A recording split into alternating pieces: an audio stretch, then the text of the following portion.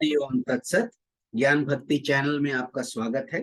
इस चैनल में हम ज्ञान भक्ति और सनातन धर्म का प्रसाद ग्रहण करते हैं। यदि आपने हमारे चैनल को सब्सक्राइब नहीं किया है तो कृपया अभी सब्सक्राइब कर लीजिए। धन्यवाद। हमारा दंडवत प्रणाम है ब्रह्मांडीय ईश्वरीय शक्ति को, हमारे पूजनीय गुरुदेव श्री स्वामी ज्योतिर्मयानंद जी महाराज को, सब संतों और शास्त्रों को और आप सब में विद्यमान परमेश्वर को। आज के सत्संग में हम गीता प्रेस गोरखपुर द्वारा प्रकाशित पद्म पुराण के सृष्टि खंड का श्रवण करेंगे।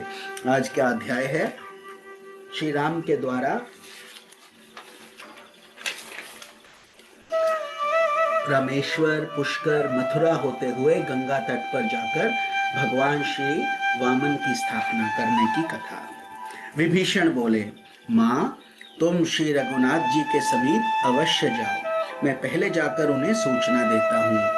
यूं कहकर विभीषण जहाँ श्री रामचंद्र जी थे वहां गए और वहां भगवान का दर्शन करने के लिए आए हुए सब लोगों को विदा करके उन्होंने सभा भवन को सर्वथा एकांत बना दिया। फिर श्री राम के सम्मुख खड़े होकर कहा, महाराज मेरा निवेदन सुनिए। रावण को, कुंभकर्ण को तथा मुझको जन्म देने वाली मेरी माता कैकसी आपके चरणों का दर्शन चाहती हैं। आप कृपा करके उसे दर्शन दें। श्री राम ने कहा, राक्षस राज, तुम्हारी माता मेरी भी माता ही है। मैं माता का दर्शन करने की इच्छा से स्वयं ही उनके पास चलूंगा। तुम शीघ्र मेरे आगे आगे चलो। ऐसा कहकर वह सिंहासन से उठे और चल पड़े। कैकसी के पास पहुंचकर उन्होंने मस्तक पर अंजलि बांध उसे प्रणाम करते हुए कहा, देवी मैं आपको प्रणाम करता हूँ। मित्र की माता होने के नाते आप धर्मतः मेरी माता हैं। जैसे कौशल्या मेरी माता है उसी प्रकार आप भी हैं। कैकसी बोली, वत्स तुम्हारी जय हो, तुम चिरकाल तक जीवित रहो। वीर, मेरे पति ने कहा था कि भगवान श्री विष्णु देवताओं का हित करने के लिए रघुकुल में मनुष्य रूप से अवतार लेंगे। वे रावण का विनाश करके विभीषण को राज्य प्रदान करेंगे। वे दशरथ नंदन श्री राम बाली का वध और समुद्र पर पुल बांधने आदि का कार्य भी करेंगे। इस समय स्वामी के वचनों को स्मरण करके मैंने तुम्हें पहचान लिया। सीता लक्ष्मी है, तुम श्री विष्णु हो और वानर देवता हैं। अच्छा बेटा, तुम्हें अमर यश प्राप्त हो। विभीषण की पत्नी शर्मा ने कहा, भगवान यही अशोक वाटिका में आपकी प्रिय श्री जानकी देवी की मैंने पूरे 1 वर्ष तक सेवा की थी। वे मेरी सेवा से यहाँ सुख पूर्वक रही हैं, परंतु मैं प्रतिदिन श्री सीता के चरणों का स्मरण करती हूँ। रात दिन यही सोचती रहती हूँ कि कब उनका दर्शन होगा। आप श्री जनक नंदिनी को अपने साथ कि यहाँ क्यों नहीं लेते आए। उनके बिना अकेले आपकी शोभा नहीं हो रही है। आपके निकट सीता शोभा पाती हैं और सीता के समीप आप। जब शर्मा इस प्रकार बात कर रही थी उसी समय भरत मन ही मन सोचने लगे, ये कौन स्त्री है जो श्री रघुनाथ जी से वार्तालाप कर रही है। श्री रामचंद्र जी भरत का अभिप्राय ताड़ गए। वे तुरंत ही बोले, ये विभीषण की पत्नी है, इसका नाम शर्मा है, ये सीता की प्रिय सखी है, वे इन्हें बहुत मानती है। इतना कहकर वे शर्मा से बोले, कल्याणी अब तुम भी जाओ और पति के गृह की रक्षा करो। इस प्रकार सीता की प्यारी सखी शर्मा को विदा करके श्री राम ने विभीषण से कहा, निष्पाप विभीषण, तुम सदा देवताओं का प्रिय कार्य करना, कभी उनका अपराध न करना। तुम्हें देवराज के आज्ञा अनुसार ही चलना चाहिए। यदि लंका में किसी तरह कोई मनुष्य चला आए तो राक्षसों को उसका वध नहीं करना चाहिए, वरन मेरी ही भांति उसका स्वागत सत्कार करना चाहिए। विभीषण ने कहा, नरश्रेष्ठ, आपकी आज्ञा के अनुसार ही मैं सारे कार्य करूंगा। विभीषण जब इस प्रकार कह रही थे उसी समय वायु देवता ने आकर श्री राम से कहा, महाभाग, यहाँ भगवान श्री विष्णु की वामन मूर्ति है जिसने पूर्व काल में राजा बलि को बांधा था। आप उसे ले जाएं और कान्य कुब्ज देश में स्थापित कर दें। वायु देवता के प्रस्ताव में श्री रामचंद्र जी की सम्मति जान विभीषण ने श्री वामन भगवान के विग्रह को सब प्रकार के रत्नों से विभूषित किया और लाकर भगवान श्री राम को समर्पित कर दिया। फिर उन्होंने इस प्रकार कहा, रघुनंदन, जिस प्रकार मेघनाद ने इंद्र को परास्त किया था उस समय विजय चिन्ह के रूप में वह इस वामन मूर्ति को इंद्रलोक से उठा लाया था। देवदेव, अब आप इस भगवान को ले जाइए और यथास्थान इन्हें स्थापित कीजिए। तथास्तु कहकर श्री रघुनाथ जी पुष्पक विमान पर आरूढ़ हुए। उनके पीछे असंख्य धन रत्न और देव श्रेष्ठ वामन जी को लेकर सुग्रीव और भरत भी विमान पर चढ़े।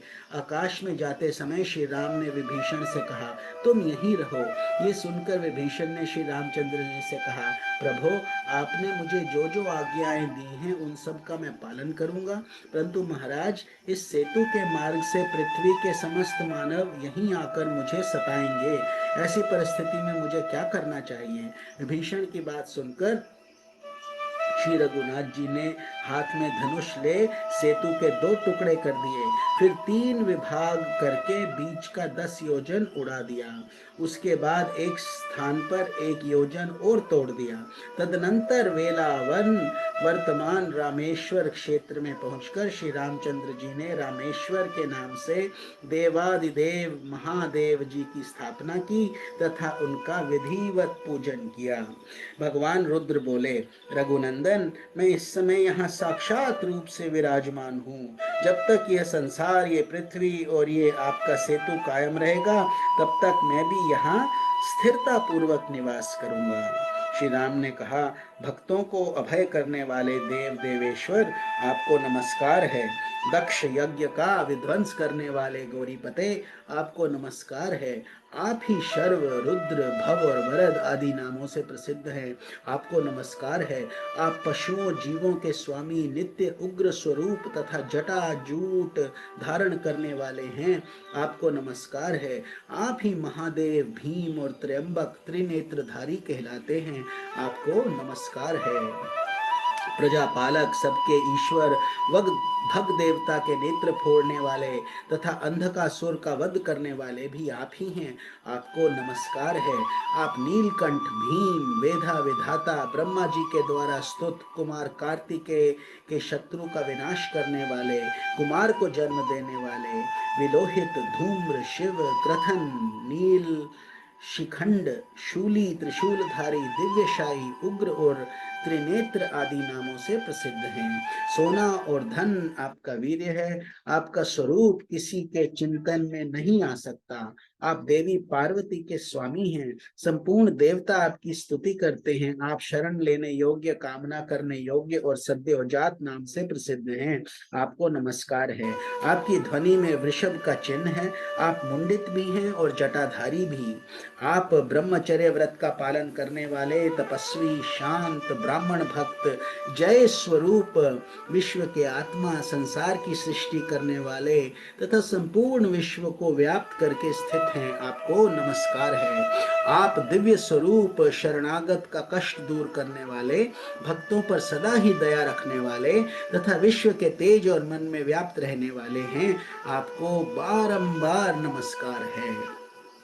पुलत्स्य जी कहते हैं, इस प्रकार स्तुति करने पर देवादिदेव महादेव जी ने अपने सामने खड़े हुए श्री रामचंद्र जी से कहा, रघुनंदन, अपना कल्याण, आप मंगलमयी हो और आपका कल्याण हो। कमल नयन परमेश्वर, आप देवताओं के भी आराध्य देव और सनातन पुरुष हैं। नर रूप में छिपे हुए साक्षात नारायण हैं, इसमें तनिक भी संदेह नहीं है। देवताओं का कार्य सिद्ध करने के लिए ही आपने अवतार ग्रहण किया था, सो अब इस अवतार का सारा कार्य आपने पूर्ण कर दिया है। आपके बनाए हुए मेरे इस स्थान पर समुद्र के समीप आकर जो मनुष्य मेरा दर्शन करेंगे, वे यदि महापापी होंगे तो भी उनके सारे पाप नष्ट हो जाएंगे। ब्रह्म हत्या आदि जो कुछ भी घोर पाप है, वे मेरे दर्शन मात्र से नष्ट हो जाते हैं। इसमें अन्यथा विचार करने की आवश्यकता नहीं है। अच्छा, अब आप जाइए और गंगा जी के तट पर भगवान श्री वामन की स्थापना कीजिए। पृथ्वी के 8 भाग करके उन्हें पुत्रों को सौंप दीजिए और स्वयं अपने परम धाम को पधारिए। भगवान, आपको नमस्कार है। ओम नमो भगवते वासुदेवाय। आप सबको स्वामी निखिलानंद का प्रणाम। और कल हम इस अध्याय को पूर्ण करेंगे। ओम तत्सत।